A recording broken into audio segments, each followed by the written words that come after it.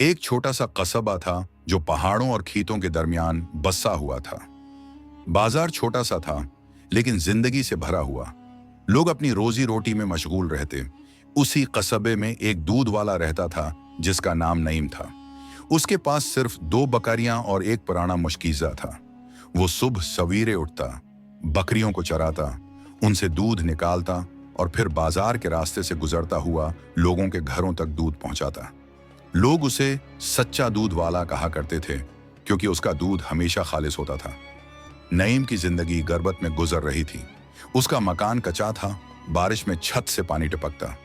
बीवी पुराने बर्तनों में खाना बनाती, बच्चे पुराने फटे कपड़ों में खेलते। एक शाम बीवी ने थके हुए चेहरे के साथ कहा, नईम, तुम दिन भर मेहनत करते हो मगर घर में फाका है। आखिर इस सच्चाई का क्या फायदा? अगर तुम भी दूसरों की तरह दूध में थोड़ा पानी मिला दो तो हमारी जिंदगी बदल सकती है। नईम ने नरमी से जवाब दिया, बीवी, दुनिया का पेट भरना आसान है मगर अल्लाह के सामने सर उठाना मुश्किल। मैं अपने बच्चों को कभी हराम का नवाला नहीं खुला सकता। बच्चों ने भी कहा, आबा, हमारे दोस्तों के नए कपड़े हैं, हमें क्यों नहीं मिलते? नईम ने उनके सर पर हाथ रखकर कहा, बेटो, कपड़े नए हों या पुराने, उसल दौलत हलाल रिज्क है। सबे के दूसरे दूध वाले दूध में पानी मिलाकर ज्यादा मुनाफे कमाते। उनके घर खुशहाल हो गए। बच्चों के पास नए कपड़े, औरतों के पास ज़ियूर और चौले हर वक्त रोशन रहते। लोग नईम को ताना देते, तुम अहमक हो, सिर्फ सच्चाई से कोई अमीर नहीं बनता। नईम खामोश रहता और दिल ही दिल में कहता, अमीरी मेरी मंजिल नहीं, अल्लाह की रजा मेरी मंजिल है। एक दिन एक भूखा मुसाफिर नईम के घर आ गया। घर में खुद के पास खाने को कम था, लेकिन बीवी ने चौल्हे से रोटी उठाई और कहा, ये लो, इस भूखे को खिला दो। मुसाफिर की आंखों में आंसू आ गए। उसने कहा, अल्लाह तुम्हें इज्जत देगा। तुम गरीब जरूर हो मगर तुम्हारे दिल सबसे ज्यादा अमीर हैं। माइश कुछ दिन बाद खबर आई कि वजीर का काफिला कस्बे से गुजरेगा।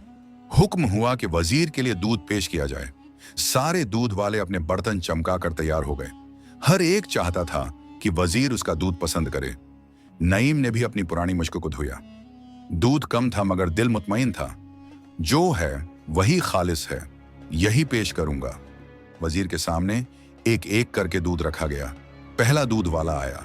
दूध देखने में गाढ़ा था मगर एक घूंट लेते ही वजीर समझ गया कि उसमें पानी मिला हुआ है। दूसरा आया, इसमें भी मिलावट। तीसरा, चौथा, सब में धोखा। आखिर में नईम आया। उसने शर्माते हुए अपना छोटा सा बर्तन वजीर के सामने रखा। वजीर ने एक घूंट लिया और लम्हे भर को खामोश हो गया। फिर उसके चेहरे पर इत्मीनान की झलक आई। ये दूध बिल्कुल खालिस है, उसमें एक बूंद भी पानी नहीं है। सारे दूध वाले शर्मिंदा हो गए।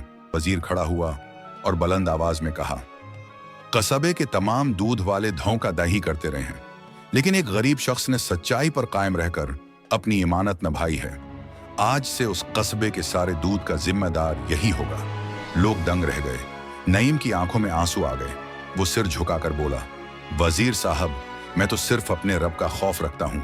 ये इज्जत अल्लाह की तरफ से है, मेरी नहीं। इसके पास इज्जत भी थी और रोजी भी, लेकिन उसने अपनी आदत न बदली। वो अब भी सुबह बकरियां चराता, दूध निकालता और कहता, याद रखना, बरकत सच्चाई में है, चालाकी में नहीं। उसने अपनी आमदनी का हिस्सा यतीमों और मुस्किनों में बांटना शुरू कर दिया। जो गरीब खरीद न सकता, इसके घर दूध मुफ्त जाता। जब कोई पूछता, नईम, तुम इतने बड़े ताजिर होकर भी इतने सादा क्यों हो? वो मुस्कुराकर कहता, इज्जत अल्लाह देता है, ये बाजार से नहीं खरीदी जा सकती। 10 सालों बाद जब नईम बूढ़ा हुआ तो उसने अपने बच्चों को बुलाया और कहा, बेटो, याद रखो, दौलत कम या ज्यादा होना मसला नहीं। असल चीज ये है कि दौलत खालिस और हलाल हो। झूठ और धोखा वक्ती फायदा देते हैं, लेकिन सच्चाई हमेशा इज्जत देती है। कस्बे के लोग आज तक कहते हैं, ये है असल ताजिर, सच्चाई का ताजिर। सबक सच्चाई वक्ती नुकसान देती है मगर दायमी इज्जत लाती है। झूठ और मिलावट से जेब भरती है मगर दिल खाली हो जाता है।